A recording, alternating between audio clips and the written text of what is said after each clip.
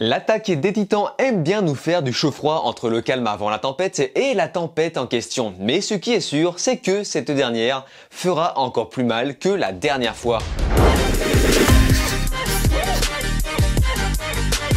Salut à tous, c'est Vince alias Amergame et aujourd'hui on se retrouve pour la 4e fois, me semble-t-il, pour parler à nouveau de l'attaque des titans. Cette fois-ci, on va à nouveau faire le point sur la saison 4 de l'épisode 9 à l'épisode 11. Et j'en profite également pour faire un petit aparté par rapport à quelque chose. Souvenez-vous, précédemment, je disais que mes vidéos sur l'attaque des titans bidaient pas mal, mais je m'en fichais, je disais que je faisais ça à la fois pour mon plaisir, mais également pour les quelques personnes qui regardaient ces vidéos, parce que je me devais de parler de cette série plus mature qu'il n'y paraît. Et pile à ce moment-là, pour une raison que je ne saurais expliquer, eh bien ma vidéo a marché. Elle a ramené pas mal de monde que j'espère revoir dans cette vidéo. Et petit disclaimer que je me sens obligé de redire à chaque fois, on sait jamais, je n'ai pas lu les mangas, je ne fais que découvrir la série et en parler dans mes vidéos. Bref, la saison 4, rappelez-vous, j'ai précisé que cette dernière ne sera composée que de 16 épisodes, donc c'est vraiment la der des der, et ça a été confirmé par le site de l'animé, donc n'essayez pas de négocier en se disant ouais mais peut-être qu'ils vont faire une deuxième partie, non. En revanche, et ça c'est ce que les commentaires de la vidéo précédente ont précisé,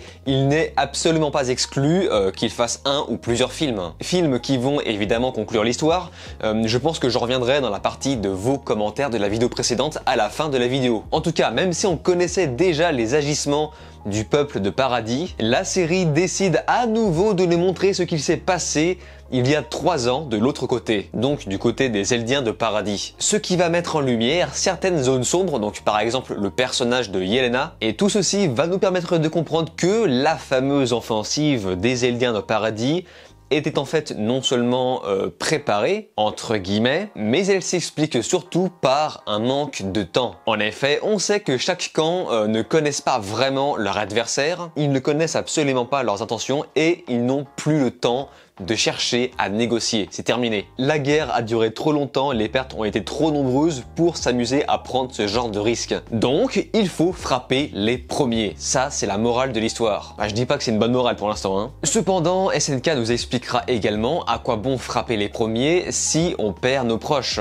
Puisque l'intérêt d'une offensive est justement d'éviter ce genre de risque. Et on l'a bien vu avec la perte de Sasha qui était quand même une perte assez solide. À côté, comme convenu, Kiyomi du clan des Azumabito était bien du côté de Paradis, dont Mikasa fait partie. Enfin, en tout cas, elle descend des Azumabito. Hélas, malheureusement pour elle, on apprendra qu'elle n'est pas là parce que c'est l'élu ou je ne sais quoi, comme on essaie de la faire passer. C'était surtout une question d'argent. Voilà, il y a de l'argent, des ressources à se faire derrière. Et je vais faire un parallèle par rapport à ça. Enfin, dites-vous bien que tous les conflits de guerre viennent de l'argent ou des ressources, mais jamais des idéologies. Par exemple, j'avais discuté un peu avec quelqu'un des conflits entre Israël et la Palestine, qui est un conflit sain religieux à la base, mais certaines rumeurs expliqueraient que tout ceci a été déclenché par l'eau. Voilà, apparemment on se bat pour l'eau. Enfin, dans tous les conflits de guerre, on se bat pour la cupidité. Et c'est exactement ce qu'a voulu représenter l'attaque des titans avec cette histoire de conflit d'intérêts. Cependant, les Azumabito représentent le clan asiatique,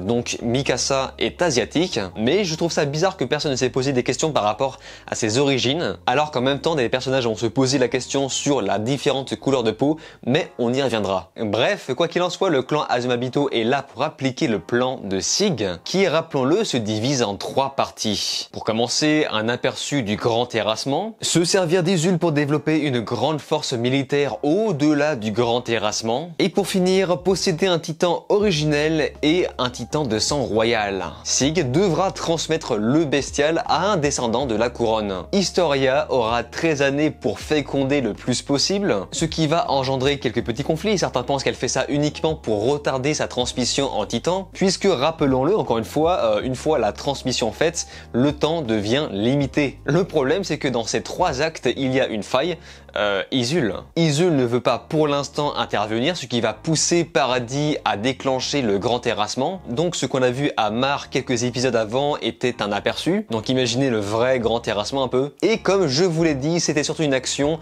par peur de l'inconnu, ne connaissant pas leur adversaire. Mais l'ironie dans tout ça, l'étrangeté auquel on n'a pas eu encore de réponse, c'est Eren. Eren était à l'origine de ce plan d'aperçu de grand terrassement à Mar. Cependant, on nous a bien montré qu'il y a 3 ans, il pensait différemment. Il refusait tout ça, il refusait que Historia se fasse utiliser comme du bétail, mais pourtant la face de ce personnage a mystérieusement changé et a décidé d'appliquer le plan des Azumabito avec Sig, ce qui va pousser à croire qu'il a abandonné ses amis, mais il est évident que c'est l'inverse.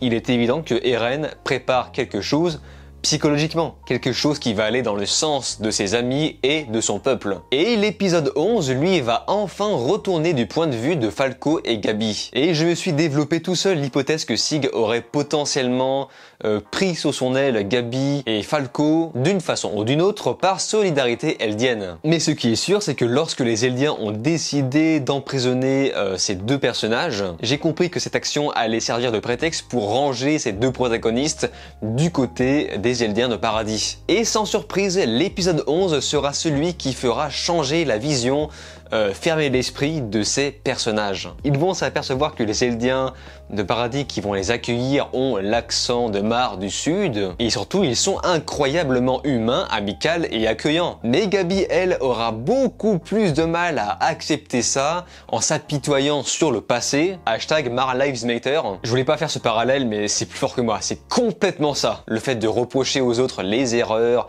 du passé. Et pendant ce temps, on a Kiyomi qui fait son petit bonhomme de chemin. Et finalement, ils ont tout l'air de conclure un marché. La technologie se développe de leur côté avec ce mystérieux avion à base d'énergie de roches explosives gelées. Donc là, clairement, la technologie va se renforcer à un niveau où les titans ne seront plus un problème. Imaginez ça un peu pour les Eldiens de paradis qui à la base étaient censés être dans la position la plus faible entre la possession des titans et la technologie qui s'améliore. Et ils vont faire un carnage et j'ai peur pour la suite.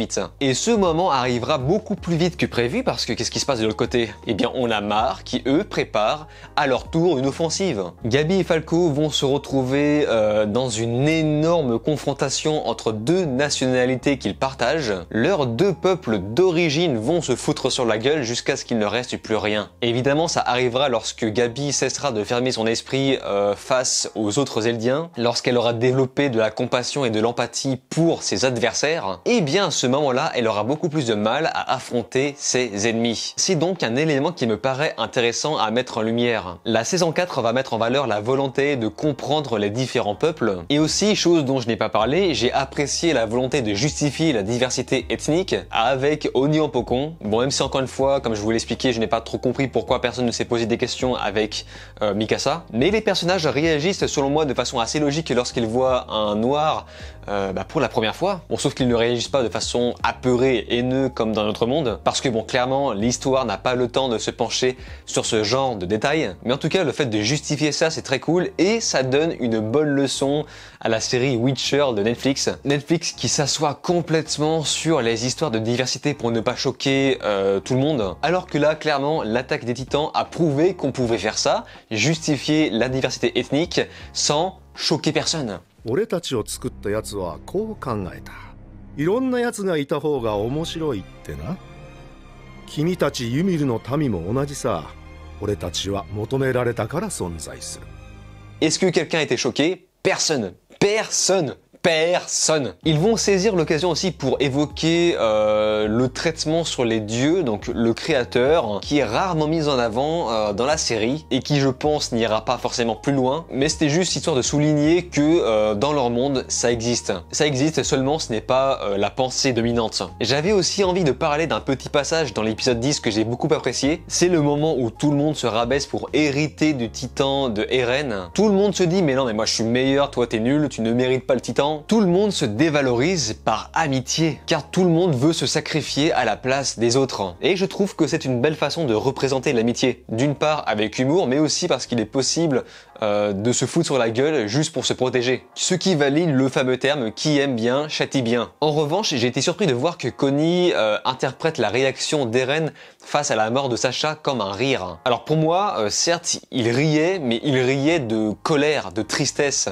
Donc très curieux, mais j'aimerais savoir où ça nous mène. Sinon, est-ce que j'ai rêvé où l'épisode 11 est magnifique visuellement? Le lac dans la forêt est magnifique, la ferme est magnifique. Enfin, tu sens qu'il y a beaucoup de faits main sur les les décors. Là, ils se sont vraiment lâchés sur les jeux de lumière, les couleurs également. Donc comme quoi, ça dépend vraiment de l'endroit et de ce qu'essaye de raconter la série. Et avant de finir, je voudrais mentionner quelques petits commentaires qui vont compléter mes propos. Diokizidiox nous dit qu'il ou elle a lu le manga, mais est toujours surpris par ce qu'il se passe. Et ce à quoi je réponds que forcément, si j'imagine c'est à peu près fidèle au manga, si à ça tu rajoutes de l'animation, de la musique, de la mise en scène, et bien tout ceci va prendre vie et forcément ça sera surprenant si tu connais le manga d'origine qui à la base n'était que de simples images, et bien ça doit prendre aux tripes. Marie-May de Zero nous dit qu'un film d'animation pourrait représenter à peu près 6 à 8 épisodes, et on peut éventuellement partir du principe qu'il y aura non pas un seul film, mais deux longs métrages pour conclure l'attaque des Titans. Et je ne peux qu'espérer que ça sorte au cinéma, enfin imaginez un petit peu une conclusion sur les grands écrans, et forcément ils vont mettre les bouchées doubles sur la qualité de l'animation, ça va bien défoncer. Mais faut-il encore hélas que les cinémas réouvrent. Mais après je pense que ça ne se fera pas tout de suite. D'abord j'imagine qu'on attend que l'auteur finisse son travail, et ils vont bien prendre le temps de peaufiner tout ce travail pendant plusieurs années, et d'ici là, oui évidemment, les cinémas seront réouverts, j'espère. Nous avons ensuite Zzz, qui lui n'est pas vraiment d'accord pour dire que Eren est le méchant de la saison, donc je vous mets le commentaire à l'écran pour voir les arguments, mais ce à quoi je réponds qu'un bon méchant d'une histoire n'est jamais manichéen. Il est censé avoir de vrais agissements et protéger quelque chose ou quelqu'un, je parle bien sûr des méchants bien écrits. Et le fait de montrer ça dans une série de son point de vue, forcément on ne peut que s'identifier à Eren et penser qu'il n'est pas totalement le méchant, alors qu'en réalité, pour moi, il l'est. Et on finit sur Enzo Sorok qui déteste Gabi. Et je comprends, mais si je puis me permettre, ce personnage a été pensé au détail près pour être détestable. On la rend haineuse et désagréable pour la faire évoluer par la suite. Là pour l'instant, on n'y est pas encore. Mais ça va venir, ça va même venir très vite. En tout cas, là, on est clairement en train de traverser une nouvelle phase de mise en abîme avant la tempête. Visiblement, je pense que ça va encore durer un épisode avant de repéter à nouveau. Et je pense que ça va piquer fort. Très fort. Je serai là pour en parler, bien sûr que mes vidéos marchent ou non. De votre côté, faites-moi part de votre avis, de vos analyses, théories dans les commentaires. Comme d'habitude, je lis et réponds à quasiment tout le monde. Sur ce, on se laisse ici. N'oubliez pas de vous abonner à ma chaîne YouTube, cliquez sur la cloche, likez, partagez et de regarder mes autres vidéos. Je vous dis alors ciao et à la prochaine.